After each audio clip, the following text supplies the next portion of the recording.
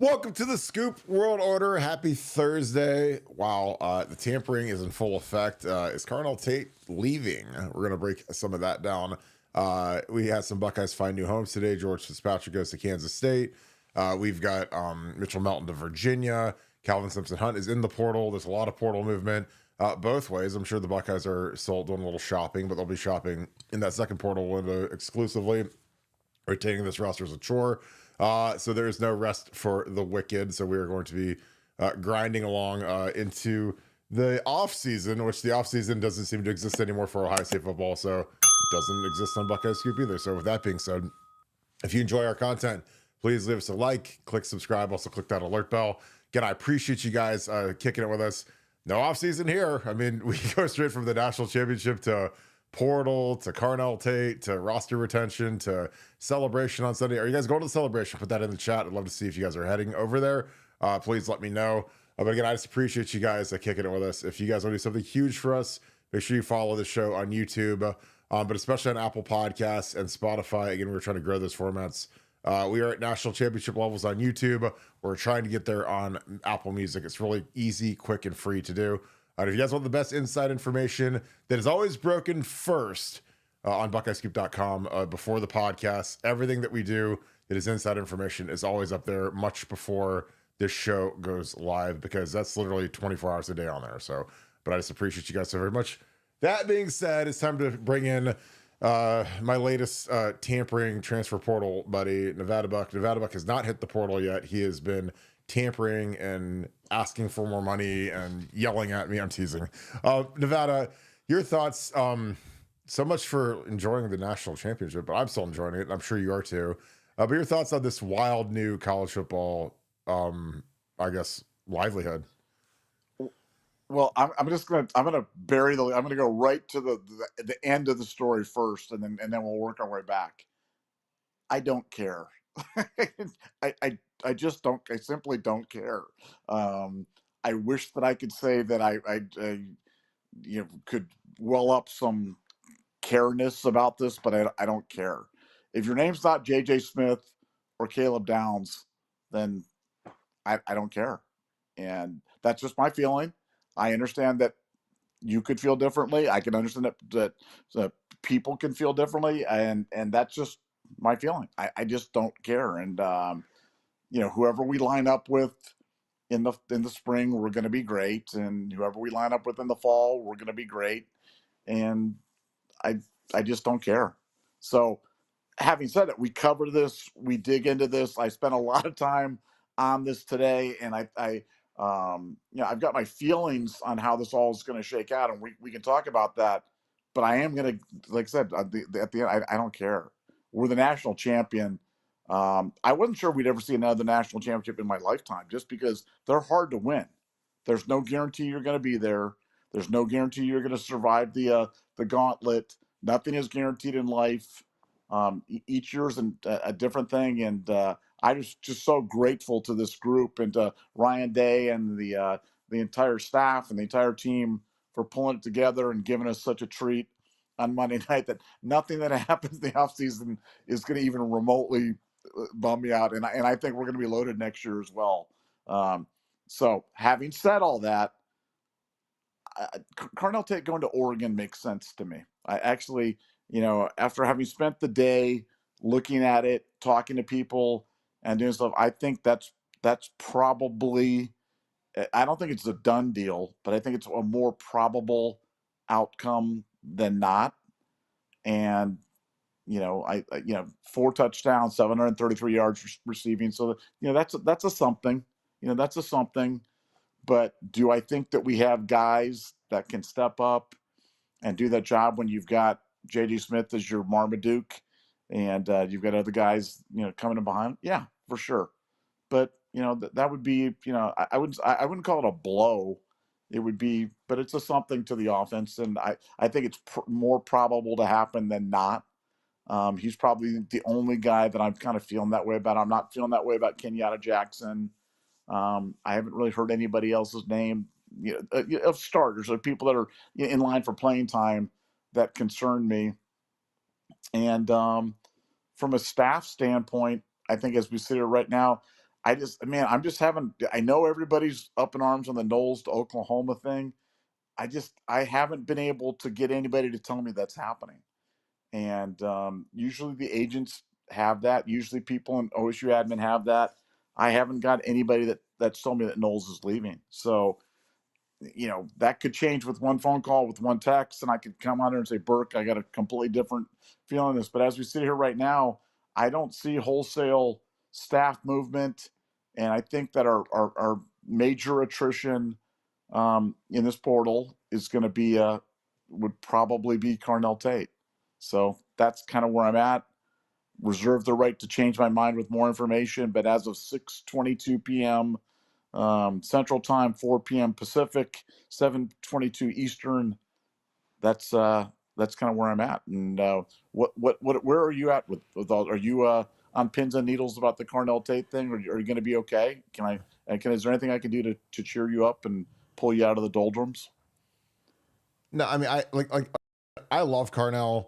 He's in love. His girlfriend plays soccer for Oregon. She was at the Rose Bowl against Oregon wearing Ohio State stuff, and she was at the national championship game wearing these beautiful Carell Tate jeans, which again, I don't care what people think of me for actually putting this on the screen, because I think it's hilarious. But with social media, man, you can fall in love all over the universe. So she's got this was the fit for this was a fit for the gift. So she's like full on Carell Tate sweatshirt and like sweatpants or whatever those are. So it's like, I don't know. Like, I mean, like, if there's two things that guys make dumb decisions over in life, it's women and money, period. And so, his girlfriend's out there. They don't have a number one receiver. They lost their top two guys, Stewart and the other guy. And so they're both gone. So I'm sure they're throwing a huge bag of money at him. And, the quarterback is his guy too. So it's like, I don't know. I mean, do I care? No, I've never cared. I'll never care. With the, when Dante Moore's an SFE guy, and he's going to be their quarterback next year. He's a good player. I don't know. This is the hardest part for me. Carell Tate is one of the nicest kids you could ever meet. I've known him for years. One of the greatest kids. Like, so if he was some punk or some thug or and trust me, I like when I'm letting loose on guys sometimes, it's because I know more than you guys probably do. But Carnell's like the nicest kid in the world. So it's like, whatever makes him happy, I'm good with. If it's going to be an Oregon Duck, then fly, Carell, fly. If he wants to stay here and be great and be a Buckeye and work with Brian Hartline, because if I'm him and I see this like kind of like monorail bullet train to the first round, because Emeka's going to go first round. Like, Emeka didn't have, he won the big ring, which at the end of the day is the most important part of your career, is if you are a national champion. But from an individual perspective, like, he was third team All Big Ten, did nowhere near the Blitnikoff because JJ kind of became the monster of the offense. But Emeka's still going to be a first round pick. It doesn't change that he can't run routes. I mean, like, it's like I told you in the pre-show, like, even if Emeka had lesser numbers and lesser whatever, like, when Ryan Day talks to these personnel directors and these GMs and these owners and these coordinators and these head coaches, like, Emeka could easily be a 100-catch guy in college, could easily have been the Blitnikoff winner. He's got all the ability, but he was completely unselfish, which I think makes him more desirable to NFL teams. Because, again, I don't know if Emeka is a stone cold number one wide receiver, but he could be. I mean, Jackson Smith and Jigba is, and I don't think Emeka's too far from Jackson. Jackson, I think, is a little bit more talented than Emeka, but Emeka's like still a first rounder. But, when you're a guy that will be selfless and be complimentary and be a leader and do all the right things and be all the stuff that these guys have done in the offseason from their character standpoint has been incredible. I mean, all these guys, not only do they improve their image kind of on the field with their production, but they, the character, with this, kind of this, devout movement that we've got going, like, NFL teams love that stuff, because these guys aren't out running the streets. They're not out, hustling, gang banging, going crazy, partying. Like, that stuff is like, NFL guys hear that, like, oh God, we're going to take this kid and we got to trust him with our careers. And, these guys all did all the right stuff. And, Carnell is a great kid. So, like, I can't be critical of Carnell. If Carnell is in love and Oregon's going to offer him the same amount of money that JJ's getting or whatever, then God bless him. I hope he has a great life. I hope he has a great NFL career. I'll root for him in every game except for when he plays us, and I hope he does great. But again, do I think that he's gone? I don't think he's completely gone, but this is where you're at now in NIL when you accumulate all these superstars and all these 5-stars, and there are levels of separation in the pay scale where JJ is like, he is Mick Jagger. And so you can't pay everybody what Mick Jagger makes. You can't pay everybody what the lead singer makes. You got to have some backup guys, but some guys, they want to be the lead singer. And again, they can do that, and they can do that elsewhere, and they can do it at a good program. And that's going to be the issue going forward with this team. And you see Kenyatta is stomping around and saying all kinds of craziness on Twitter like he does every offseason. So there's going to be guys that want more. They want a bigger bag, and it's like I talked to you, Nevada. What are these guys really worth versus what are people willing to pay? And that's two different things. Because again, some of these programs are spending crazy money on kids, and it's like, if you're Ohio State, like, do you break the bank to keep every average player that we have? Or Cardinal's not average. Cardinal's is a superstar in my opinion, but he's not a hyper superstar like JJ. But I think Cardinal could be a first round pick easily. But JJ could be the number 1 pick, and there's a difference. So I don't know. Nevada, like I've always been the guy that's like, look, whoever we lose, and again, at the end of the day, when you guys are, sad, depressed, whatever about, oh my God, we could lose Carell Tate. Like last year, we lost Marvin Harrison Jr., who was the greatest receiver in the history of the program, won the Blitnikoff, top 5 pick, and nobody missed him at all. You know why? Because somebody else came along. Who was it? It was JJ. Now, do we always have a JJ coming? I don't know. Mylan Graham's pretty damn good. 5 stars. The Porter kid was the dominator at this All-Star game. We've always got people coming. Every time we think, oh God, how are we ever going to replace? How are we ever going to? We lose Ezekiel Elliott, we get J.K. Dobbins. I mean, J.K. Dobbins should have been a Pro Bowler this year for the Chargers. Like there's always another guy coming down the chute, coming down the pike, and that's the beauty. We lose Paris Johnson. Oh my God, how are we gonna ever replace Paris? He's 6th overall pick. We get Josh Simmons. Josh Simmons is gonna be a top 20 pick. There's always gonna be someone coming. Lose Will Howard. I mean, Julian Sain looks pretty damn good. I mean, Julian Sain was Nick Saban's hand-picked quarterback for his last year. He never got to see because he left. But I don't know. The thing I learned about Ohio State is no matter how good anybody is at any position, it doesn't matter if it's the head coach, if it's Truss, to Urban, to Ryan Day, every time, or Ezekiel Elliott, to JK, to whoever, Maurice Claret, to Pittman, to Beanie Wells. Like there's always someone coming who is as good or better, and we'll be fine. And so like with Carnell, like I've just from history, I've learned, all right, we'll be okay. We'll survive. We'll lose the Bosas, and Chase Young will show up and take their place, and lose Chase, and Jack and JT show up and take their place, and Sam Hubbard, whatever. There's always more guys coming. What are your thoughts on that?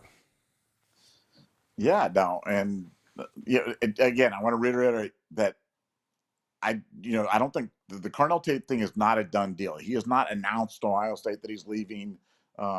So I think that there's still conversations and soul searching going on. And from Carnell's standpoint, obviously you can look at it and go, hey, if they're throwing the bag at him, but I'm looking at it from a standpoint of, Carnell, you're going to be out of school in a year. And then your girlfriend, the soccer player, you guys can go live wherever you're going to live in the NFL and be together forever and never see another. And you're right now on a guaranteed, barring injury, and injury could follow you anywhere. Injury can follow you in Ohio State, Oregon, Miami, wherever you play football. That goes without saying.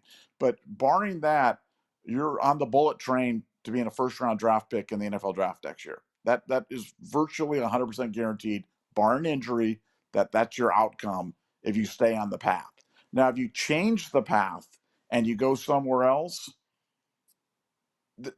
you still, there's still a high probability that that's going to be your outcome, but it's not 100%. It's less. So the question is taking more money, is that worth less of a probability of the big prize? Because I think when you look at Oregon's history of putting wide receivers in the NFL, it's not as good as Ohio State's. The bottom line is Brian Hartline is better than anybody in the world at developing guys and getting them NFL ready and preparing them for a life of, riches, billions of dollars in the NFL between Ohio State wide receivers. So I think that's something that's probably something that he's wrestling with now too. And second thing is, you go somewhere and be the number one wide receiver, it may be different for Carnell. I mean, Carnell isn't JJ Smith. And so now all of a sudden, and right now Carnell was able to operate in an environment where the guys above him were JJ and Emeka, and he could kind of run as the third guy against their third cornerbacks and stuff like that. Now you're the number one guy. Now you're matching up against their number one guys. And are you going to be as good? Are you going to be as effective? Maybe. Don't know. I don't know the answer to that question. So I think he's got a lot of things to think about. Whatever he decides, like you said, he is a great kid. He is a great kid. Not mad at him at all for whatever he's, like I said, stay, go, whatever. Not mad. And as you mentioned guys like Mylan Graham, Bryson Rogers is another name that I keep hearing from a lot of people that are like, dude, watch out for this guy because he's going to be a handful at some point for Ohio State. And obviously you've got Brandon Ennis, who's got extensive run for Ohio State this year. So, Ohio State's got a lot of options. They've got a lot of guys that can go to, and I guarantee you, for as much angst as it's creating with the fan base, those guys in the wide receiver room, they'd be kind of happy. Like you said, they'll help him pack. They'll put him in the U-Haul and send him on down the road and wish him well and shine up his ring and send it to him and do everything like that. But man, they want the playing time because they want to get out there because they want to be the guy. So whatever happens, we'll be fine with it. But that's kind of my latest feeling. I think these things with the transfer portal are super fluid because there's just so many different factors that are involved. But that's kind of where I'm at right now. But I'm just like, we always say on the show, we're trying to educate you to be better fans, more responsible fans, smarter fans. Don't freak out about that. We had some guy on our board talking about how our team is being gutted, and this is the disaster. And I'm like, whatever the opposite feeling of that is, that's where I'm at in this whole thing, and we're gonna be just fine. Whatever, and this will all shake itself out here in the next few days, but that's kind of where I'm at as of 7:33 p.m. Well, I don't know if people can say the team's being gutted when, what do you want to do? Not retain all the seniors from last year? I mean, they naturally have to move on. It's college football. This isn't the NBA or the NFL where you can lock guys up for their whole careers if you want to. We knew that this was going to be, it's not a rebuild because we got plenty of talent. Plus, like with the class that we're bringing in from this transfer portal, I mean, oh my God, we're the preseason number one. Like, I mean, it's like, it's so hard for me not to swear on the show sometimes. I'm like, we are literally the preseason number one according to ESPN, not Kirk and Nevada's poll, ESPN.com, who hates the Big Ten and they hate us. Nobody hates us more than ESPN does. They hate us. They are literally in bed with the SEC. They are partners in the SEC network. So it pains them to put us at number one over whatever, moron, if Georgia or whoever, Johnny come lately, Ole Miss. But we are the preseason number one, despite losing 80% of our starters to the league. Like, we're still going to be that good. So, I mean, I don't know. Like I said, if and again, you make a great point, an excellent point. Like, if I'm Carnell, look, I mean, I know that you can fly your girl out every weekend if you want to with the amount of NIL money he's going to, because again, it's not like it's a either I make money at Oregon or I get, I'm eating, I'm like Kirk, I'm eating frozen pizzas from Meijer grocery store every night when I was in college. Like, and again, I loved that. I thought it was great because I was resourceful. I didn't have to worry about, what nice restaurant to eat at when I was eating frozen pizzas that I'd buy on Mondays at Meijer. It was the best. So, but like, like, why would you get off the Brian Hartline train at this point in your career when it's like, it's literally a money machine, because here's the thing. If you do everything Brian tells you to do and everything Ryan tells you to do, and you just keep being Carnell, this is his draft year. He's got 1 year left. Why on earth would you change? Because if Brian Hartline stamps you to these NFL people, it's over. You're a first round pick. Like, why would Brian, if you keep a good attitude and you work hard and Mickey Marotti stamps you, Ryan Day stamps you, and Brian Hartline stamps you, why the hell would you go to Oregon? Where it's like, who are they going to say that they've coached? Well, here's our first rounder that we put in. Wrong. Like, I think the highest guy they had is the guy that, like, the Franklin guy that went to Denver was like a third or fourth round pick. and he was only there because he was Bo Nix's like brother or whatever, like adopted brother or whatever. So it's like, I don't know, would he even go that high if there wasn't that relationship with Bo Nix? I mean, because Denver obviously took Bo Nix high, and they're like, well, this guy lived with Bo Nix, and he was his receiver at Oregon who had 1,000 yards, and so he went 3rd round or whatever. But like, name here, let's play a game. Let's name all the 1st round Oregon wide receivers in the history of their program. It's gonna be a real short game, guys. So again, I don't know. And Carell is like, again, and I mean this sincerely, he is one of the nicest kids I've ever met. Nice, good kid, smart kid. Again, and I've ran into some punks and some thugs and some guys that you'd put the fine china away when they came through the house. Like, I mean, there's some guys that like I wouldn't. There's some guys that I played with that I wouldn't talk to, and maybe they won't talk to me either. I don't care. But like Carell is a guy that like I would love to have as a teammate.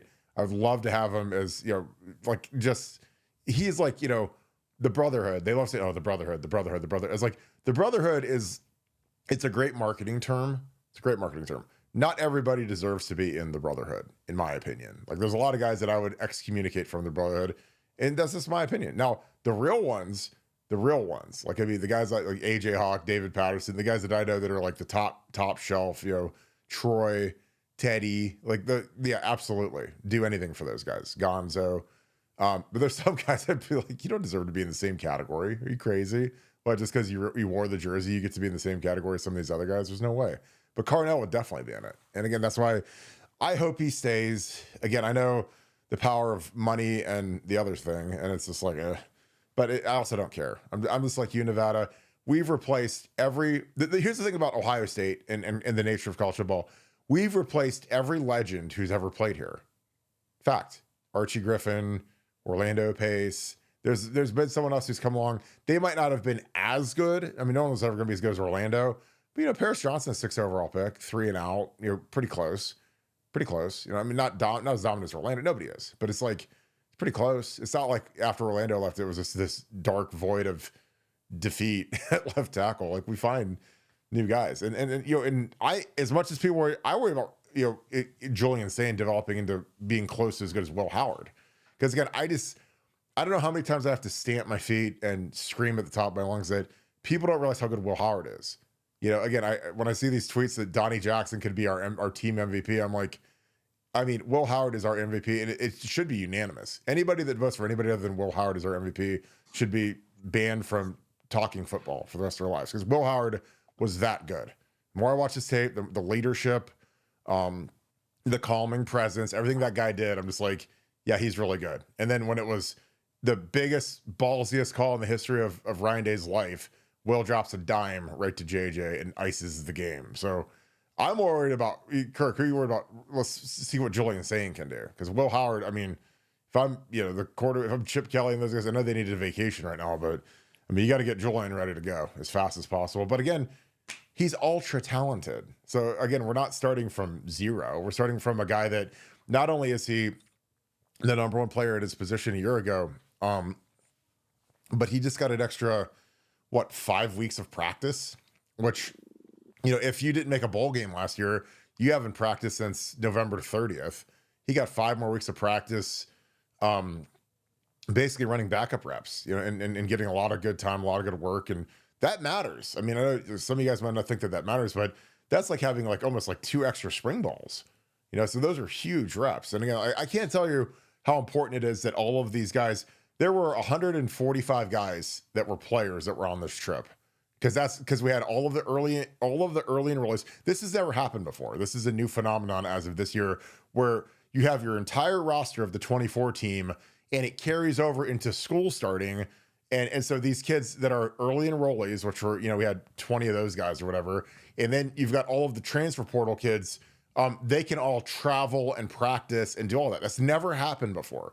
Because again, we've never played this late before. So, I mean, that's a huge benefit to getting these 2 tackles out there and getting a lot of these guys reps that they wouldn't have gotten until spring ball. I think that's something people don't realize how important that is and how good that was. And now some of these guys got to go earn the ring, because some of those guys, like I said, they were partying and wilding out in the locker room and they didn't do anything or they didn't play, but they got to experience everything, which is, and again, good on them. But Now they get to go earn their own. And I do want to clear something up real quick, because I did talk to Trust today, and I've said like 5 times how I said that life doesn't change when you win the national championship, which I've said that, and he said that to me, or no, he said that to Dom Taberi on his interview, but no, he clarified to me, because I said, Coach, I really disagree with that. And he's like, no, Bart, because you got to understand the difference between Trust and I is Trust is sat in the big chair, and there's only Coop and Urban and Ryan and Luke Fickle and Ryan Day that have sat in the big chair. And he's like, no, he's like, you don't understand. It really doesn't change, because the next day it's, again, how are you going to replicate it? How are you going to do it again? How are you going to replace that guy? So it's like, so I see his point of view, but obviously my point of view is like, well, for Ryan, that monkey's off his back forever, that he's got the natty. Because once you get that one, they can't say, oh, he can't win the big game. And people love to hang that on people. Like whether it was Andy Reid for all those years, or whatever is a coach that's been around for a long time that's ever won. There's always that list of like the best players that never won a title. And Ryan is officially, best coaches that never won a title. He's officially off that list forever. And again, I feel great for him, because now he can just let it all hang out and just, screw it. I got my big ring and I'm good. And now I get to go coach football a little bit. So any thoughts on that, Nevada? We'll start getting into some super chats.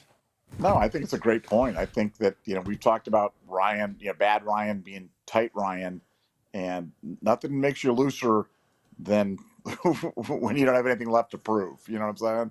And when you win a national championship, that is the ultimate, good housekeeping seal of approval. It's like a golfer that's won his first major.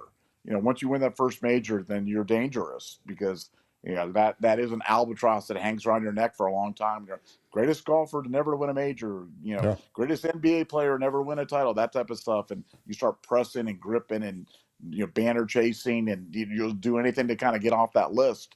But Ryan's officially off it forever and ever, and we get to be the benefactors at 45. I just want to make a fun thing. They're doing the interview with Ryan. They're talking about the play, the Will Howard to J.J. Smith. And that play is designed to be the ball's designed to be thrown 42 yards in the air, and that's it was exactly 42 yards, and JJ ran under it exactly at 42 yards when he caught it. I mean, that's how precise that whole thing was, with the season on the line. I mean, down to the yard. I just thought it was really fascinating that it was so exact that they had it on there in terms of doing it. And that's why it was so darn wide open, because they literally executed it perfectly. Perfect timing, perfect throw, perfect catch, and national champs. And so I thought that was kind of fun to think about. And people still think Will Howard isn't good. No, you can't throw the deep ball. He's not good. Can't throw the deep ball. I mean, he had the highest quarterback rating in the country this year. Like, again, I sometimes I'm mystified by the stupidity of people sometimes, because I'm just like, I don't know if we'll ever see a season that good again. And again, I'm not being crazy. It's Dwayne Haskins for 6,000 yards, but I'm like, we've never seen one before. Like you said, Haskins, Stroud. I mean, none of those guys, the great throwers, none of them did it threw it as well as Will did. But everybody's got an excuse. They all got a reason. There's it's this or it's that, or he throws them short. I'm like, no, his yards per attempt is higher than any of those guys. It's because, everybody just wants to twist themselves into a pretzel, because they just don't want to bring themselves to the inescapable truth that this guy, unlike CJ and unlike Dwayne, he also was a running threat. So, he picked up so many big first downs and rushing touchdowns and other plays with his legs, on top of the fact that he was the most precise passer that we've ever had. And I really don't think that a majority of the OSU fans really appreciate that until he's gone. And next year with Julian, a quarterback play is not going to be as good. And that is not a knock on Julian. And I hope he surpasses everything Will does, because if he does that, we're going to win a lot of games.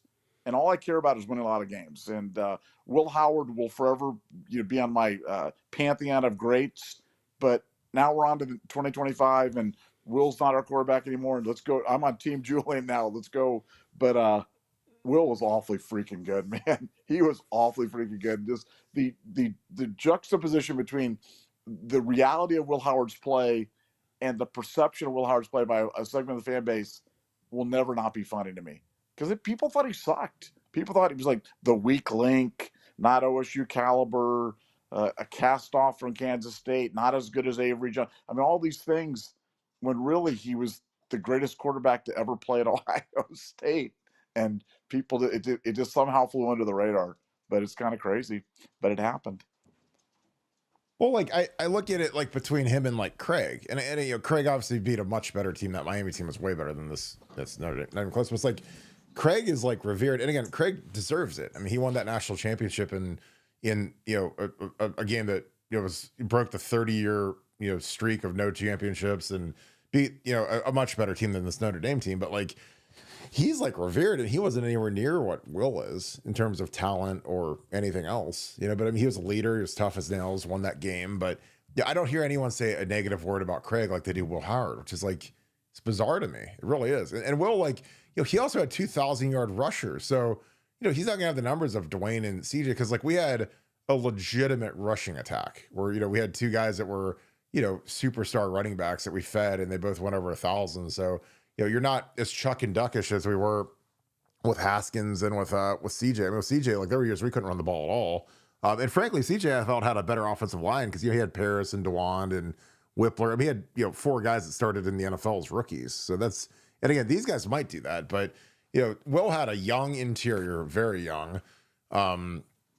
Carson's the only guy that's draft eligible. Obviously, he's not going to go, but young guys on the inside and mishmash offensive line and injuries, and he was like the guy that smoothed everything out. He was the guy that made everything that was strange and different and hard. He was the guy that made everything work. So I don't know.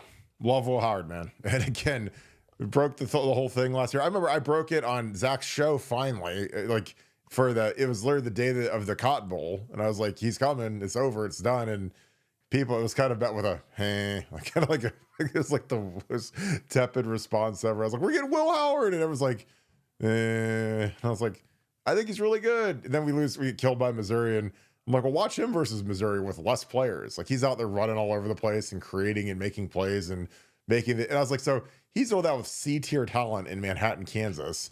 What's he going to do with our guys? And wins the national championship. So I hate when I nail stuff, but holy cow, what an upgrade from Kyle McCord. Oh, before you go to your first pay forward, here's a quick question for you. How many top 10 teams did the 2002 Ohio State football team beat? One. Two?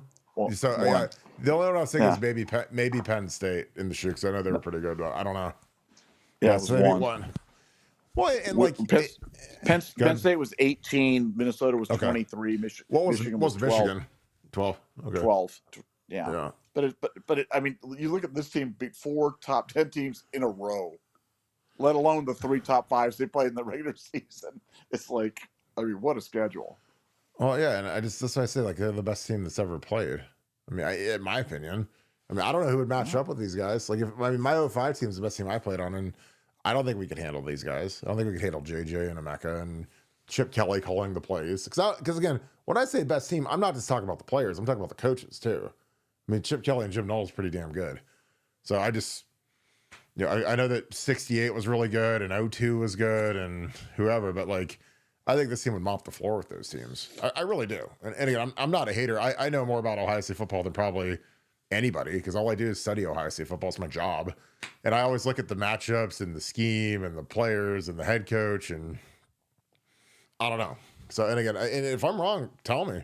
Where am I wrong? So, all right, let's dig into some of these. I got to thank my girl, Caroline Whitmer. Let me get her site up here real quick. Steamboat Dry Goods. She sent me a beautiful, I'm going to put it on the show yesterday. She has a site called Steamboat Dry Goods, like Steamboat, like the Mickey Mouse cartoon. Let me get her site up here. Excuse me. And she sent me a hand knit baby blanket for my little baby Cam. So she is a Buckeye. She's a great person. Let me get her site up here real quick. I want to give her a quick plug. But she's got all kinds of great gear on here, all kinds of stuff. She's out in Montana. She's at SHOT Show in Vegas right now, which is awesome. But all kinds of nice gear. Steamboat Dry Goods. If you guys want some really, really good looking gear, male, female, she's got all the big brands. Holler at her. Steamboat Dry Goods. Carolyn, you're the best. She's been a long time Scoop fan. She's an absolute sweetheart. And thank you. The blanket is gorgeous. I'll make sure I bring it down here. But thank you so much, sir. Appreciate you and travel safe. All right, Dub the Buckeye, thanks for the 5. Since 2000, Nevada, OSU is 273-50, 14-12 in bowl games played in 6 national championships with 3 national titles. That is elite. Go Buckeyes. Nevada, your thoughts? Yeah, I mean, hey, nobody's been on a more extended streak of goodness than Ohio State. As we talked about many times, we've been the one program that's been able to avoid the dip. You basically experienced the dip. The dip was a 1-year, Luke Fickell interim coach kind of adventure. But other than that, we've just been on a steady, great performance. That's rare. It's kind of unprecedented in college football. So as Ohio State fans, enjoy it because stuff like this, it just doesn't happen. And we're certainly in the golden age of Ohio State football. Well, yeah, if I could organize what hell is, for some of these bad Ohio State fans that are crazy and hate everything about everything, I would make them relive the 2011 season over and over on like a loop. Every Saturday they'd turn their TV on and they'd watch us lose to Purdue. They would watch us lose to Miami by 28 points or whatever. I mean, like I love that. Honestly, the best thing ever for me, like to bring this content to you guys and owning Buckeye Scoop with Nevada and giving us perspective is I literally was in the Woody Hayes for that season, a 7-loss season. And I mean, so I have great perspective on this is what really bad is. And this is what's terrible. And this guy stinks. And I was like, no, I lived it. I know what stinks looks like. I was a part of it. I was on the team, baby. I was O-line GA and oh my God. And every week we got new guys getting suspended for new stuff. And we got to play Norwell at left tackle this week because Mike Adams is suspended again. And DeVere Posey, our best player at receiver, is gone for 8 games. And we had our scout team was like DeVere, Boom Herron, Mike Adams, like all NFL draft picks. We're sitting over there, like, I'm looking at the guys we got. I'm like, oh God, this is going to be rough.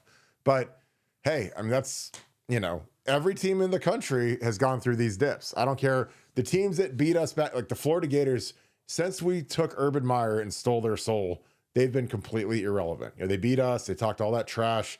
We took their coach and they're completely irrelevant now. LSU stinks. LSU dipped down. They had that great year in 19, but when Burrow and Chase, all those guys left, they suck. They fired their coach that won the national title. They gave that big extension to.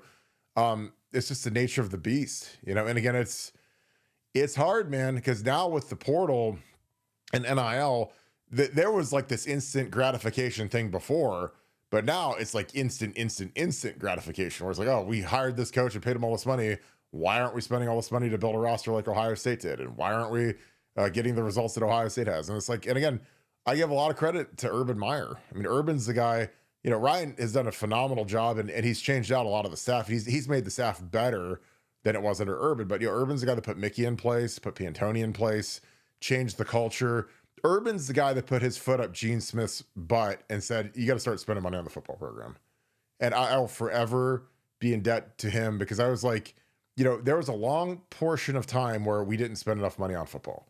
And again, people say, oh, Kirk, you're crazy. You don't know what you're talking about. I'm like, no, trust me. I was in the NFL. I was around people and I was like, we didn't really get any of that stuff. Like I said, when I worked at Ohio State as a graduate assistant, we had one laptop that we had to share. Which is, again, most of you guys are working corporate America or you own a business or whatever, and you guys have everybody working on their computers all day doing whatever. Imagine if in your office there was one computer and you had 4 people that needed it and you had to fight over it and you couldn't get your work done if you didn't have another computer. And mind you, I went to Ohio State and I'd just been out of the NFL. I said, I'll pay for it. I'll pay $3,000 to buy my own laptop. And they said, oh, no, you can't do that. And I was like, I show up, Urban Meyer and Brian Voltolini show up, and I say, Volt, I will never ask you for anything, ever. I've never asked for anything. I don't need anything, but I would really like to have my own laptop. And he was like, you don't have your own laptop? Really? You're a grad assistant here? How are you supposed to get any work done? I don't know. We've got a bunch of lacrosse stadiums and stuff. It's great. But I had a laptop in a week.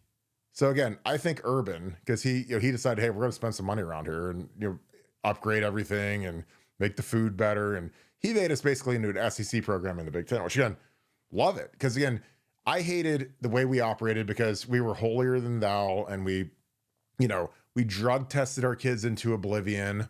Where I'm like, why are we drug testing our guys like crazy? And the SEC doesn't drug test their guys. Honey Badger fails 100 drug tests. He's still on the team.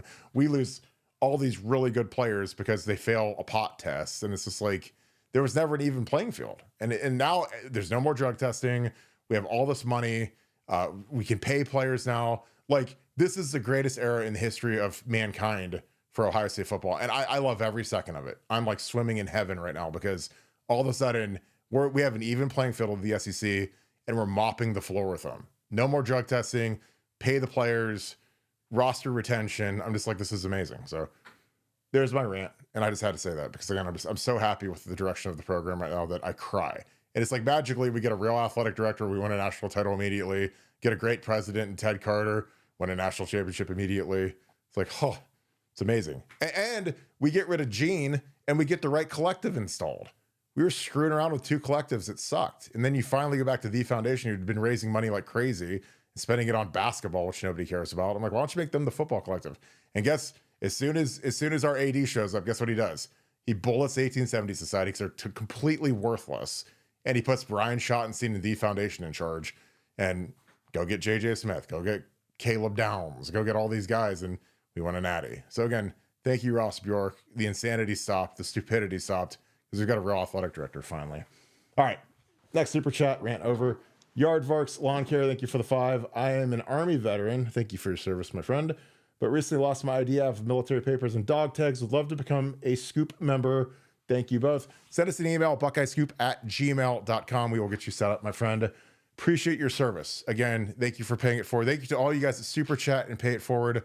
Also, our Fanatics link. I know you guys want these sweet Nike hoodies and the post game t-shirts and hats.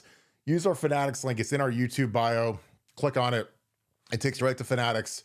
Everything's the same except we get some credit for it. The credit we get will go into pay it forward. Again, we've signed up, God, it's got to be almost 1,000 members by now in Nevada, at least. That we've been signing up tons of people to pay it forward that are military, paramedics, firefighters, police officers. And it's something that we do all day, and we get new requests and we verify them. And the military's IDs are always great, so we can verify it. But we just appreciate you guys, and it gives you guys concierge access to our site, which our site's awesome. So if you guys aren't a part of BuckeyeScoop.com, that's like this podcast on steroids. So Nevada, are you still awake? I just went on a long rant, but any thoughts on that? Good. That was the longest answer I think in the history of Buckeye Scoops. I want to congratulate you on that. I'm the Carell Tate of talking. You're the Kenyatta Jackson. Pay me more. Pay me more. Pay me more. Carell Tate, pay me more. Any thoughts on my rant or anything else? No. Other than I don't even remember what Kirk, you are correct. But you're correct. Yeah, Kirk, you are correct. That's all I'm going to say is, Kirk, you're right. Totally. I was ranting about, you have to understand, like, I love football. I love Ohio State. I hate when we put ourselves at a disadvantage. And again, like the drug testing thing was something that used to always really make me angry because we would lose guys that were good players that were my friends and they'd fail a weed test because, again, they like to smoke weed. And I'd be like, why do we test our guys more than anyone else in the universe and make it so hard for these guys to stay on the program? When I know that these morons that play for the Florida Gators, they don't get tested. I mean, Jesus Christ, did you guys watch any of those Florida Gator documentaries? All those guys are like smoking weed during practice. No test for them. For us, it's just like, let's get rid of Eugene Clifford and 5-star safeties and really good players and like let's get them off the team. And I'm like, great. I'm sure that's gonna help that kid's life out. You throw him out of the building because he smoked reefer. Idiots. All right, Michael Studevant, thank you for the 10. Appreciate you, my man. Thanks for being an ultra member as well. I vote we give Carnell's girlfriend an NIL package to transfer here. Their soccer team went 5-11-2. Should not be expensive compared to legit first, second round wide receiver talent. I will toss in $25, Nevada.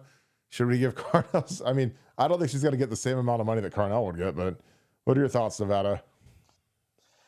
Yeah, I mean, love is a funny thing, man. When you're 19 years old and you meet the one and you just know that she's going to be the only girl for you, the last girl that will ever talk to you.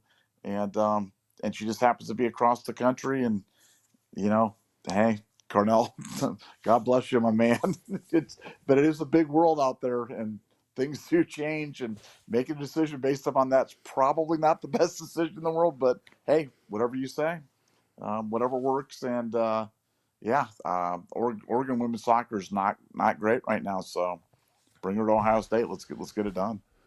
Well, it's like, like there's like, again, like I get puppy love and kind of being dumb, like this is my girl and my boo. But like, dude, what happens when he gets drafted to like the LA Rams or the Miami Dolphins and like he walks past 1,000 girls at Aventura Mall that look better than this chick? It's like, I don't know. Now, again, is this the be all end all to why he's transferring? I have no idea. I mean, I'm sure Oregon's offering more money than we are because they're probably desperate and they're trying to break up the room and do whatever. But like, I don't know, man. I've seen a lot of sweethearts and oh my God, they're the one, and puppy love in college. I mean, I can't even count how many guys that I was with at Ohio State, coach, played with, who love, and the girlfriends at every game, and the girlfriends at the senior banquet, and she's out on the field for senior day, and then like they get married, and then in 2 years they're divorced, or they don't even get to the altar, and they break up when they go to the league. So it's like I don't know. Like to say I've seen this movie before is almost redundant at this point because college sweethearts just don't make it. I mean, high school sweethearts, it's like a 5% or 2% chance that they stay together forever. College is like the same thing. People change from 20 to 30 more than I think any part of the life. So you see a lot of these people, myself, I mean, I got married when I was 24 and that thing didn't last, and then, you find the real one and then all of a sudden it lasts. So I don't know, but hey, it's young love, and love makes people do really dumb things. Madamus Prime Entertainment, thank you for the 5. Thank you for being an Ultra member as well. It's crazy to say, but if Ryan wins one more natty, he'll be only behind Woody. Woody would take some time to pass, of course, but isn't that wild? Nevada OH.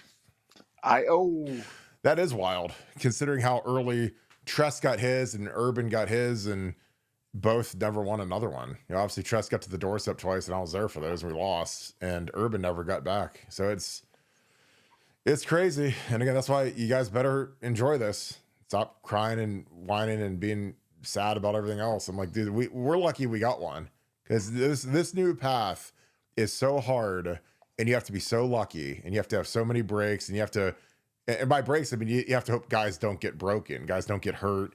Because this new season is tough, man. I mean, like Georgia, they won the SEC and their quarterback gets hurt in the SEC championship. So, they probably would have been the team we would have saw on that side of the bracket if they had their starting quarterback, but he got hurt, took off, whatever. So it could happen to us. I mean, like I said, I was in the Florida game and Ted Ginn broke his leg on the first play, and he was our entire offense. He was our JJ. If JJ breaks his leg on the first play, it ain't good for business. And so we avoided that with this team. With us, man, we lose Teddy, and it was, it was what it was. You guys saw how it ended up. Nevada, your thoughts? Kind of crazy that he's if he wins one more, he'll be the number 2 in championships for Ohio State. Well, I mean, it's not crazy talk to say that he could go down as the most decorated coach ever. I mean, by the time he's all done, by the time it's all said and done, I mean, but I mean, hey, people wanted to fire Woody Hayes early in his career at Ohio State as well. So this has been a rite of passage for just about they used to fly planes over the stadium saying, get rid of, fire Hayes and stuff. So, and this is, back, before the Charlie Bauman and the Clemson. So, I mean, this is like, early in his career. So, hey, Ryan, you're in good company. And I like you said, the smartest thing you ever said is at least we got one. At least because they're so hard. They are so hard. And they didn't get any easier with this playoff expansion. Yeah, it's great that we got into the playoff, but the road you have to run, man, is so difficult. And good thing we had a quarterback that was 6'4", 240 pounds too, because those guys take a pounding. And if you're going to run the quarterback for 16 weeks, I mean, there's no mistake that they kind of sparingly ran him, and then come the championship game where they run him 16 times or something like that. Last game, don't leave anything in the wagon. They went to their overpowered play, which was the quarterback run and then the deep shot to JJ. So let's go get it. Yeah, I mean, trust me, as a guy who I would have given anything short of my family. And I'm not talking about my extended family. I'm talking about my immediate family. I'd have given everything else to win the Natty. And I got to the altar twice and lost. And again, so, now is that the end of my life? No, I've had a great life. I've survived, but is that something that really angers me? Yes. Cause again, I just think that we gave those games. Now with Ted getting his leg broke, that we can't do anything about that, but it's like, it also, to me, it reinforces how fragile it is and how hard it is. And it's like, we were a huge favorite and best player breaks his leg and we do a million things wrong and we end up getting ran out of the gym because we just weren't focused. We weren't where we needed to be. And then, like I said, we played LSU and we were so dumb that it's like I said after the game when I was getting interviewed, I was like, we did so many dumb things. You can't do that versus real teams. Like you can do that versus Akron and do it versus Indiana and the teams that don't matter. But like you play LSU, like you can't have 5 personal fouls and have a field goal get blocked and rough the kicker, or rough the punt. Like we did so many, like those are just, that's not like it's a hold or a defensive pass interference where it could be a bang bang play, ticky tacky, whatever. Those are just dumb plays that we did. And I was like, you're not going to win a game doing that. Not versus a good team.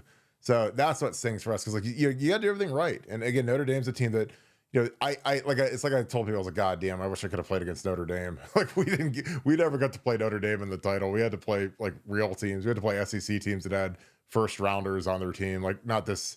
And again, Notre Dame, nice team, tough, gritty, whatever.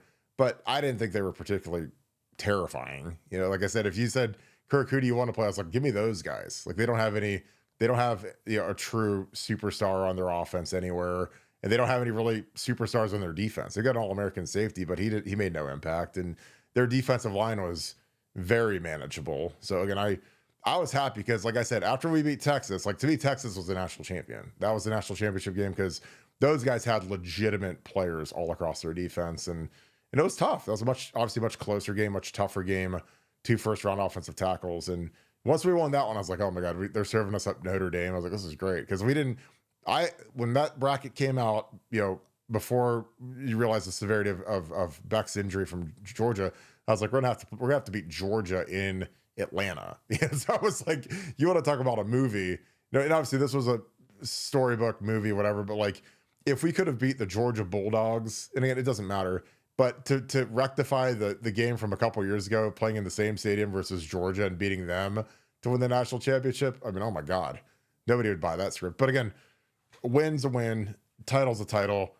Happiest can be for Ryan Day. Like I said, for Ryan Day to have that monkey off his back for the rest of his life is the best. Because now he can just go coach ball. He doesn't have to be tight as a drum because he's never won a national title. And, again, all of the pundits can go sit on a hot poker from their fireplace, at this point. Because again, Ryan, like I said, I'm happy for him and his family. And again, that's, because like I said, once you win that one, you're a made man forever. And he is.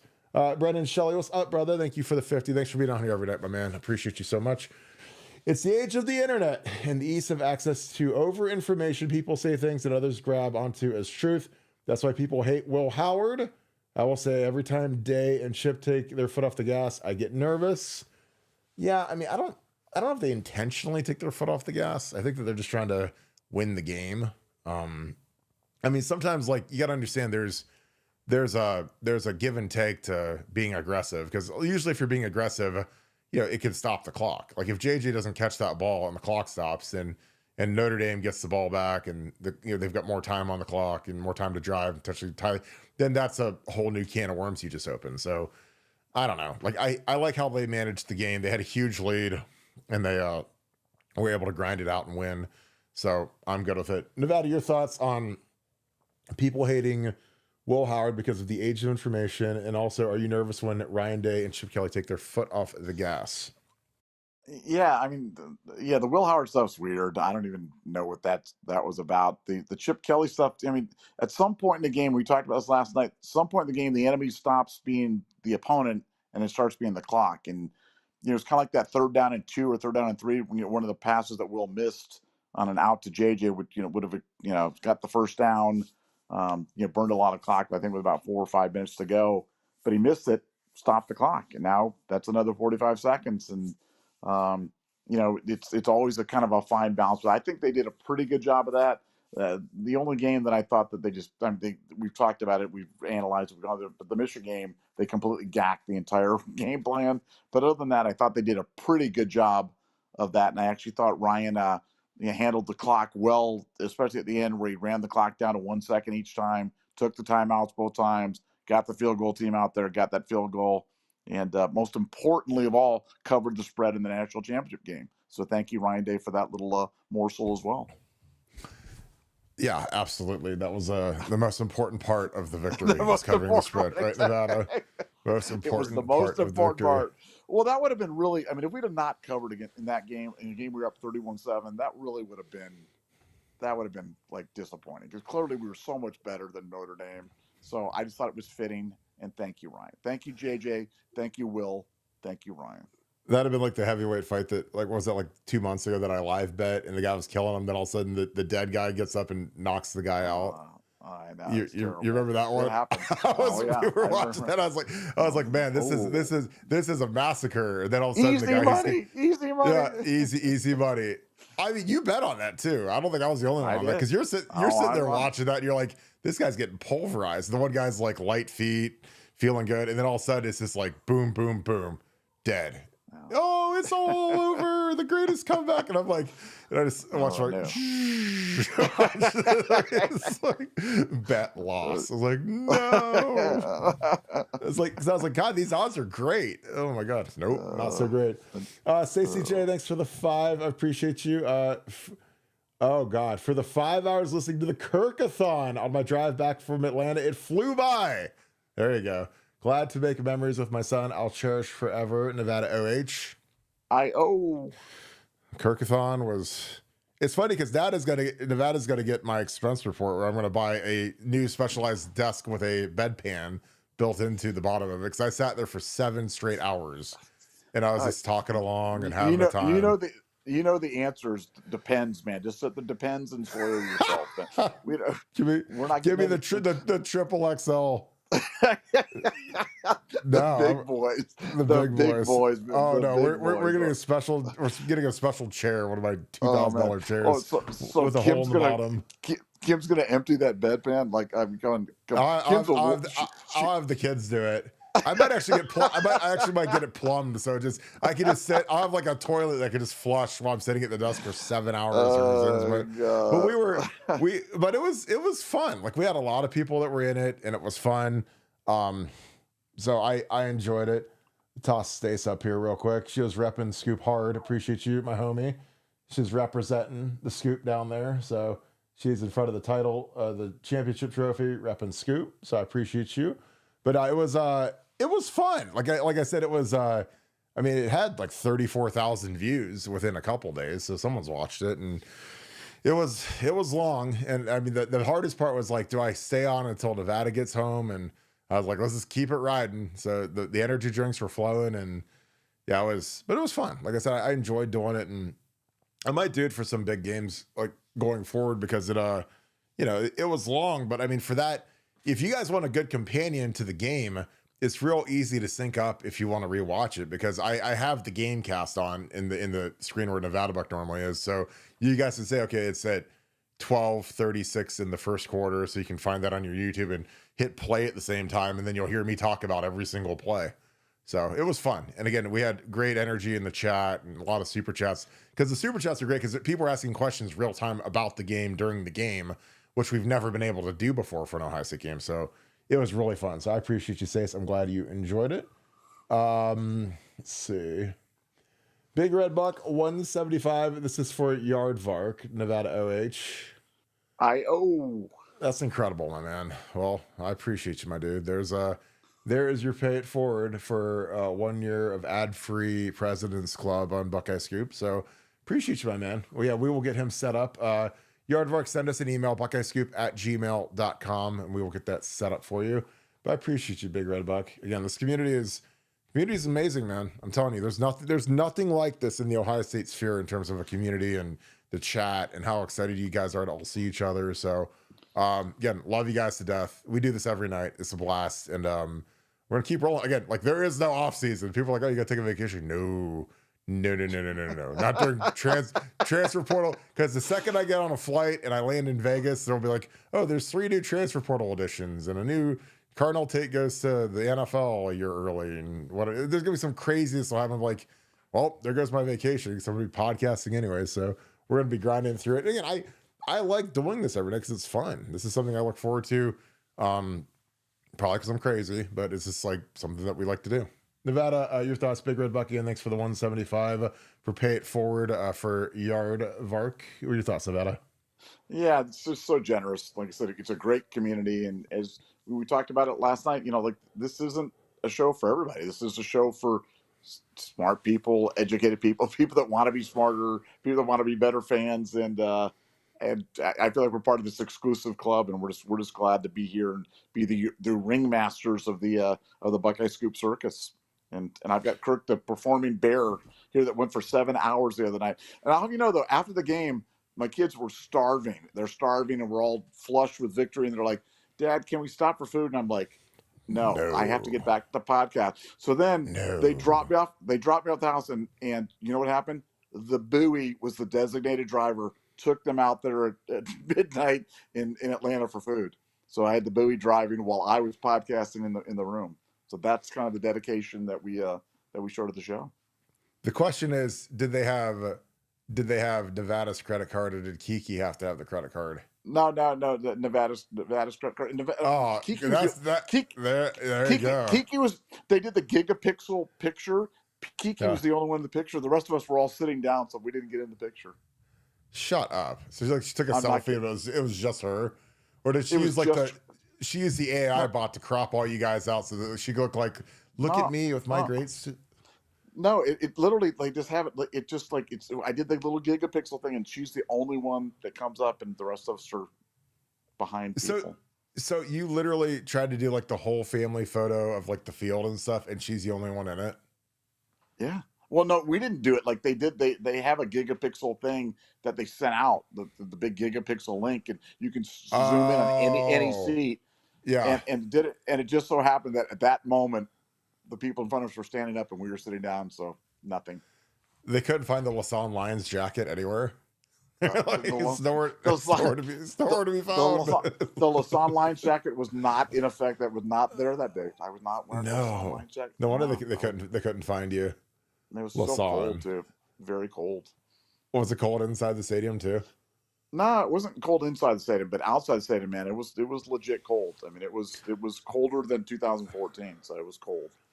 It's amazing because global cooling and global warming is really amazing right now. How hot it is across the country, where it's like snow. There's 2 feet of snow on Bourbon Street right now. I was like, man, whoo, global warming. It's like there's people snowboarding across Bourbon Street. I was like, I don't remember it ever being that cold in Louisiana, but it is what it is. It's cold as can be in Ohio right now. Oh my God. I walk outside, I just walk right back in. Is there any portal news regarding guys, the Buckeyes, or Sean Cook, thanks for the 5, the Buckeyes are looking at? Give you one of those Notre Dame offensive linemen. I mean, I don't have any news on any guys we'd be adding, and I don't know who from Notre Dame we'd want to add. I mean, the O-line is kind of set, guys. I don't see us adding anybody because we've got the problem we have now is we've got 4 starters for 3 spots on the interior. And do you just hand Phillip Daniels starting right tackle, or do you put Luke Montgomery out at right tackle, or how does that work? Because Phillip Daniels is a good player, but he started 4 games at Minnesota. Is that good enough to hand him the job, or is the competition now? Ethan, the left tackle, you hand him the job. He's done. He got a 7-figure NIL deal, so he is our starting left tackle. The right tackle we gave a very huge sum of money to as well. So if you put a gun to my head, he's our starting right tackle, just based off what we paid him. But in terms of getting another guy, I mean, we got to figure out who's going to play where. I mean, with Luke Montgomery and Tigra and Austin and Carson, and you got 4 guys there that they've all started in playoffs and play. Tigra got much better. I mean, I was very hard on Tigra because he was not playing well middle of the season, end of the season, but he actually graded out as a champion in the playoffs a couple times. So it's he got better. So how does that play out? So again, for for our offensive line not having any depth, we sure as hell got a lot of depth because Zen McCulsey just got paid a bunch of money to go to Indiana. George Fitzpatrick got a bunch of money to go to Kansas State. And we're going to lose Donnie to the league and Seth and Josh Simmons. So we're going to lose 3 NFL draft picks. And we have 2 guys that left to get named starters. And we've got 4 interior guys that started and played in the playoffs significant amount. And we added 2 others. I mean, for us never having depth on the offensive line, we sure have a lot of depth on the offensive line, Nevada. What are your thoughts? Yeah, no, it's crazy. I mean, the Notre Dame guys, you got to remember Notre Dame was kind of on a offensive line shuffle. They had a bunch of the starters were hurt, so these were kind of the backups that were in there. And so kind of the thing from Notre Dame is the backups are going to, kind of get shoved to the side as the starters come back. And so you have these were 2 interior guys, Spindler, the guard, and Coogan, the center, that became available in the portal today. But do we need a center over Carson Hinsman? No. Do we need a guard over what we have? No. So, no, I think we're pretty. I mean, unless, like you said, unless some sort of elite right tackle jumped in, then Now, keep in mind, the only schools that are open for portal business right now are Ohio State and Notre Dame. And unless there's coaching changes, which inevitably there will be, that would reopen the window before the second window. But right now, those are the only 2 schools that are really open for portal business. And I don't think Notre Dame has anything that we really want to jump at. So, unless there's a coaching change at a school, and which, like I said, that will happen, but I just don't know what it's going to be. So we'll just have to wait and see what happens. Yeah, I agree. RJ Ranjit Sori, who has an awesome YouTube channel. You guys need to go follow it. It's literally that title. So go type that in. Just type in Pink Floyd piano cover artist. It'll probably pop up, but go follow my guy. Appreciate you, brother. Thanks for the 5. Teams with first round buys went 0-4. Do you think that the first round buy should be eliminated by having 8 or 16 teams in the CFP? Nevada OH. Nevada, I'll let you go first. I've gone first and everything else. Well, I mean, you got to remember the teams that they gave the first round buys to are the conference champions, and they clearly were 3 unworthy conference champions that were overranked because of the stupidity of this system. And then the number 1 team got Ohio State.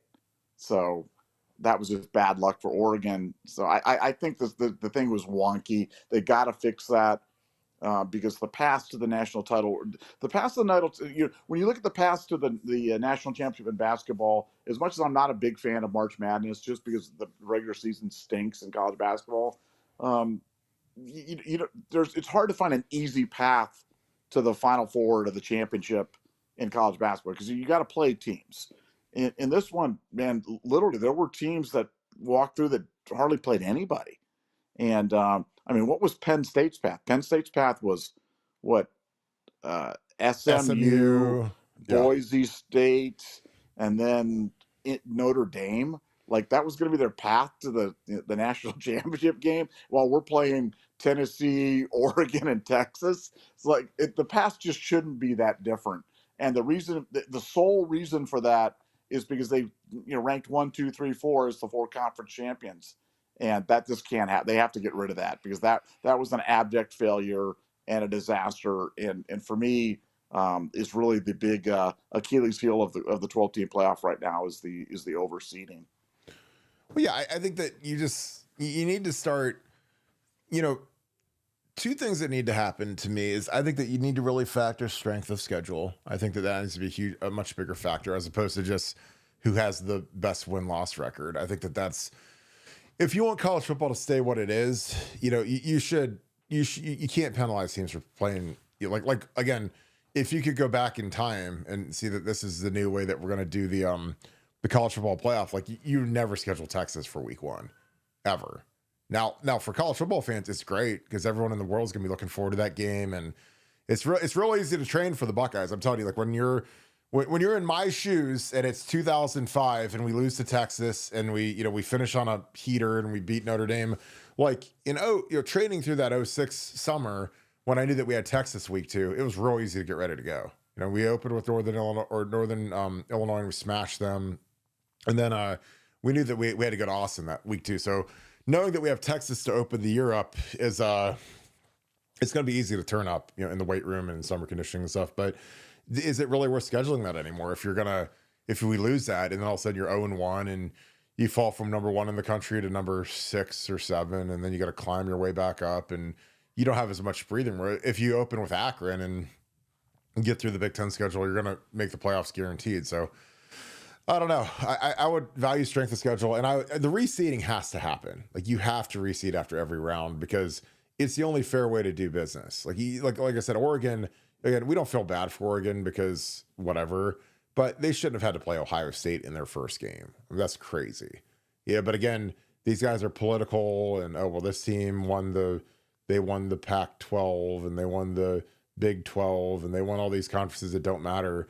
Like, that should go out the window. They should get an automatic berth to the playoffs.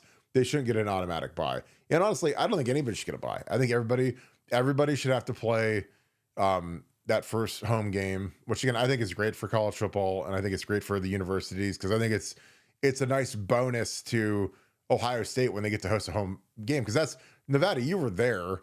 One of the most memorable games I'm sure that you'll ever see in the shoe, because it was December, it was cold, SEC school. It's like what dreams are made of. And like, who wouldn't want to see an SEC school have to fly to Eugene, Oregon in December and freeze to death? Like, I would love to see that. I think it's great theater and great. Now, a lot of those games ended up being blowouts, which, it's not our fault, but I think that the bye didn't help any of those teams. And I also think, and I want to ask you this, we haven't talked about this. Do you think they should get rid of the conference championship games?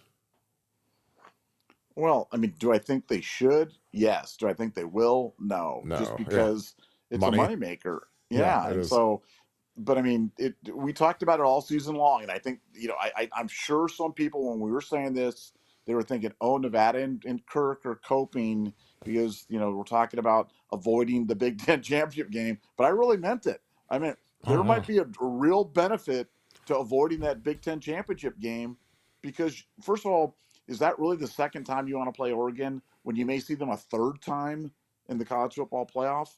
No, I wanted the second time we played them to be in the college football playoff. I was supremely confident that we'd beat them, and we did.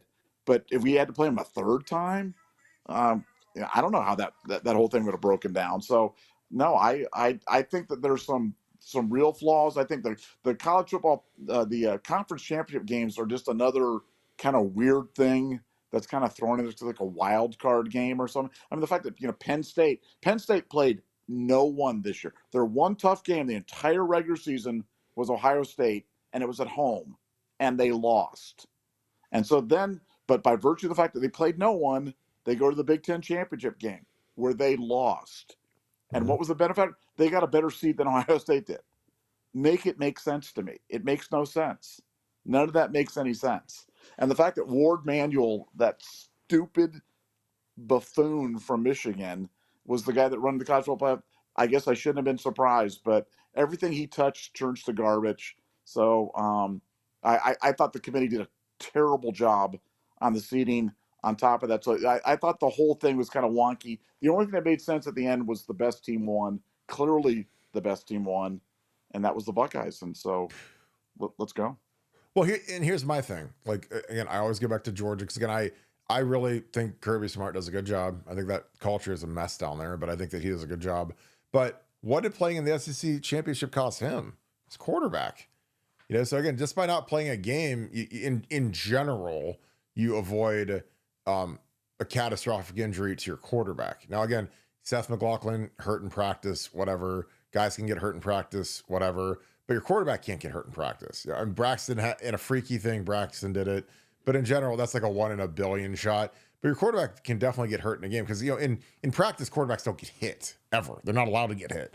So, you get out to a game and, Beck gets hurt. I mean, it costs them. They would have been, if they have that quarterback, there's no way they don't make it to the title. With that soft run they had, they had to play that backup versus Notre Dame. It was curtains. And Notre Dame, again, good team, but again, we didn't get lucky. But when their left tackle gets hurt and then Riley Mills gets hurt, I mean, and again, we had injuries too. We had Josh Simmons and we had Donnie, and that was something like in that Oregon game.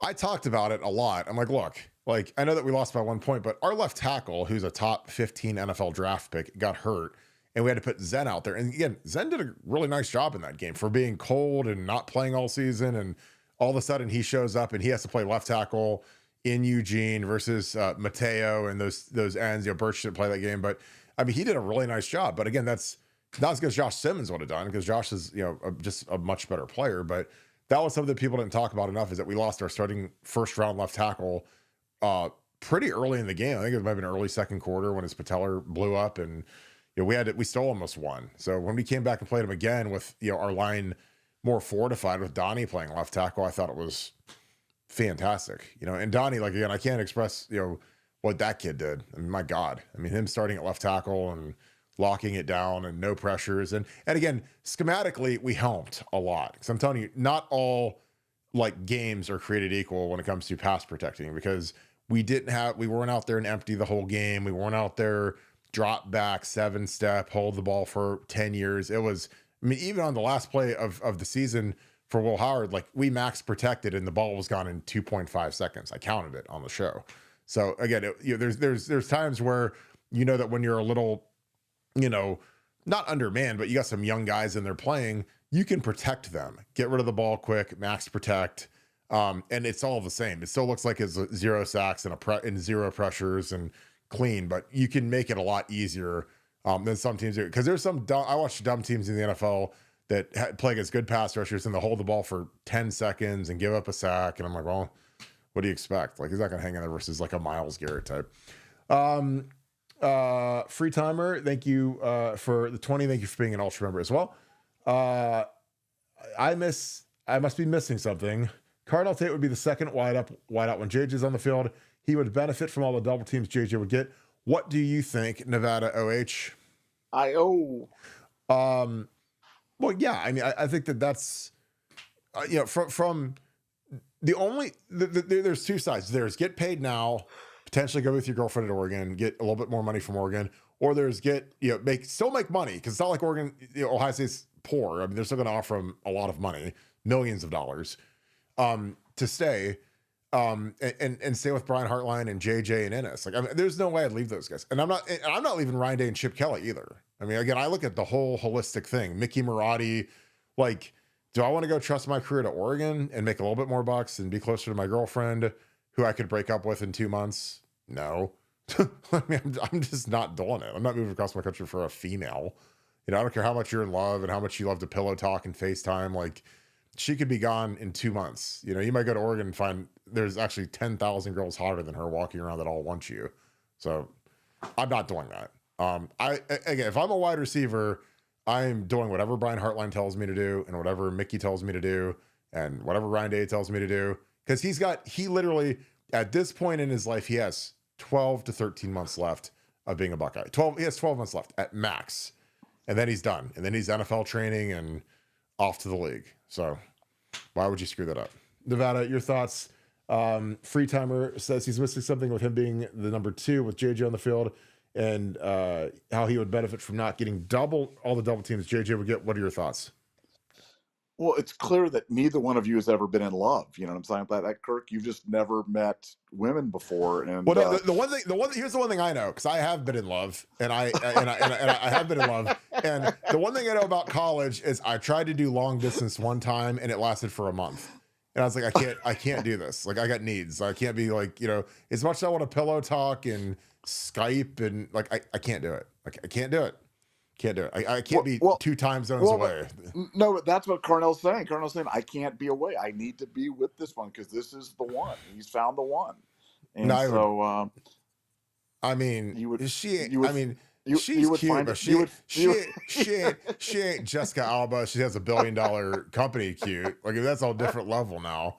Like, I mean, she's cute, but it's like, I mean, if you walk past her, I mean, Carnell's hung out in Miami with SFE and with Ennis. I mean, you walk past 10,000 girls look better than that, and she's cute. Like, I'm not trying to dog her out or anything, but it's like, like, you're 20 years old. Like, I'd be like, dude, like, you're gonna, I mean, if she's the last girl you're gonna be with the rest of your life, I'll take any wager, any bet, any odds. You name them. if that's the last one you're gonna be with, you just let me know, because I will bet the house on that one. Because you get drafted by the Vegas Raiders, you'll be like, hey girl, I changed my number. Appreciate you. It's been real. It's like you get drafted by the LA or the New York Jets, or oh my god, it's like he's there's guys that I'm real tight with, kids that have recently got drafted by like Arizona, and they had their college boo-boo who they loved, and she might have been at the draft, and I'm so excited, and we're moving, and then in 1 year, it's like that chick is gone and new chick has moved in, and I'm just like, hey, it's funny. Like Tate Martell's sister. It could be Tate Martell's sister. Oh, she's dating Paris now. I mean, I was like, well, there you go. these guys look a lot hotter with a sunning bonus and a G-Wagon than they did when they're in college, and they're pushing a Honda Accord eating Chipotle. They're like, hey, what do you want to do tonight? Oh, let's fly to Monaco and go to the hotel and hang out for a little bit. Like that's different than going to the Motel 8 on campus. So I don't know, but I tell these guys, I'm like, don't get in love. Like, don't do it right now, because your life could be completely different really quickly. So I don't know. What are we talking about? I don't even know at this point. I'm delirious from podcasting over the last 7 days. But you think JJ gets a benefit from the double team? Yeah, I mean, Carnell's got to make a decision, man. I mean, look, it doesn't make sense, but I mean, who knows? So, like I said, let's let it happen, and then we'll kind of analyze it after it happens. But to me, like you said, I put my head down. I tell my boo, hey, 12 months, let's count them down 1 week at a time. And then we can boo forever wherever I live. And we can do like the Scrooge McDuck thing where you jump in a thing of coins and just swim around in it all the time and stuff like that. That's what, if I'm Colonel, I would not screw up that bullet train to riches for anything in the world. And I think he's risking it. I mean, is it a big risk? No. I mean, these other schools put out players as well, but is it a risk? Yeah, it's a risk. And I there's no way I would risk generational wealth for anything, or for any woman, for anything in the world. I would not do that. I think it's silly, but that's just me.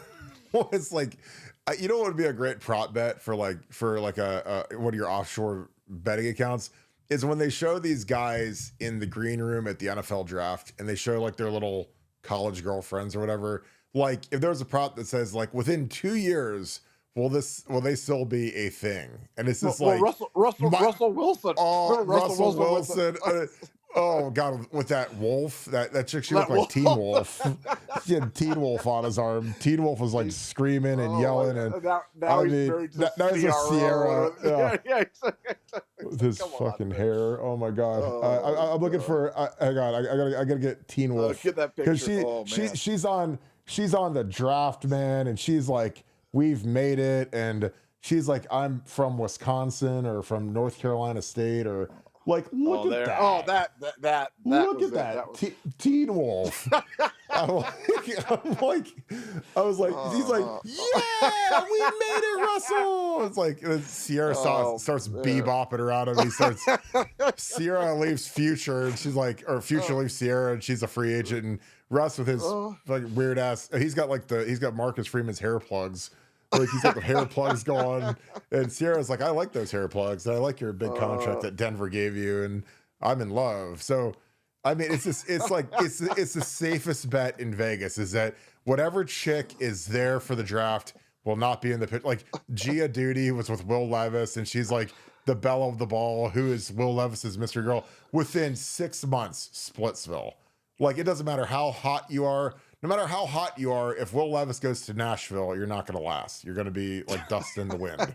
So that is the safest bet of all time. So again, that'll be a thing when we'll do a draft party, and I'll say, will she make it? Yes or no? No. It was like Paris. Paris got that big contract and he moved to Scottsdale. I was like, yeah, that chick ain't got no shot. That girl, she was done. Gone. Like, she's like it was like when Thanos snapped his fingers and everybody turned into dust. That's like those ex-girlfriends is dust. That was like it is inevitable. It's inevitable. It's like snap. It's like gone. But I don't know. Like that's not like with Carnell, man. Like, dude, don't move cross country for a girl, man. He'll be at the NFL draft. It'll be in Vegas, and he'll be like, huh? Oh, you want to come? I don't know. But again, I hate being right, but I know what it is. All right, Nevada, any final thoughts after handing out dating advice for the last 20 minutes to these youngsters? Just if you're gonna buy your gear though, buy it here. Scoop Fanatic Store. Go to BuckeyeScoop.com. Left-hand side says Scoop Fanatic Store. You can click on that. It's the same price. It's the great availability. The full Fanatic Store. The only difference is some of the proceeds go to pay it forward. So you can do good while doing good. Win-win. Help us out. Especially Nevada, if you're like a 20 or 21-year-old and you're looking at engagement rings and you're thinking, man, I can either buy the Fanatics. I can either buy an engagement ring or I can buy like 17 hoodies from Fanatics with the Buckeye Scoop link. Use the Buckeye Scoop link. Buy the hoodies. Yeah, trust me. Buy the hoodies. They will keep you warm when you kick that chick to the curb. When your boo is gone. when your boo thing is gone and you've upgraded, and all of a sudden you're just like, man. You'd be like, man, these girls think I'm way more handsome than I used to be. This is amazing. It's like, wow. Way more. Way more. It's like they looked up my signing bonus or something, and they like my big car, my big bouncy G-Wagon, bouncing into the club. And they're just like, man, they think I'm way more cute than I used to be. This is crazy. What a phenomenon. It's amazing how that works out. It's amazing. Like I mean, I'm going to get out of here, but I got to put Teen Wolf up one more time. I mean, because like, look at that. You know, it's like, that's the greatest picture. We need to put that on a T-shirt there with those chompers. How it started, and Russ was rocking that. I mean, he's right under the stinky armpit, right under the armpit. Like this is my little trophy. And then all of a sudden, he takes her to training camp. He's like, ugh, woof. Then all of a sudden he starts for Seattle. I was like, ugh, gone. See ya. He's such a weirdo. All right, let's get out of here. I appreciate you guys as always. Thank you guys for kicking it with us. If you guys enjoy our content, please leave us a like, click subscribe, also click that little alert bell. Give us a follow on Apple Podcasts. That is huge. We are growing that like crazy, and we appreciate all you guys that are helping us out with that. So again, I appreciate you guys. The show is always a blast. It's always funny. It's generally pretty accurate. So again, when we're talking about some of this stuff, it's just too funny to us. So, but we'll be good. You guys go to the celebration on Sunday. Hit me up in your link. Let me know. But again, I appreciate you guys so very much for all that you guys do. With that being said, thank you so much, Buckeye Nation. Thank you, Scoop family. We'll talk to you guys tomorrow, 7:10. We'll be ready to roll. You guys have a great night. Go Bucks.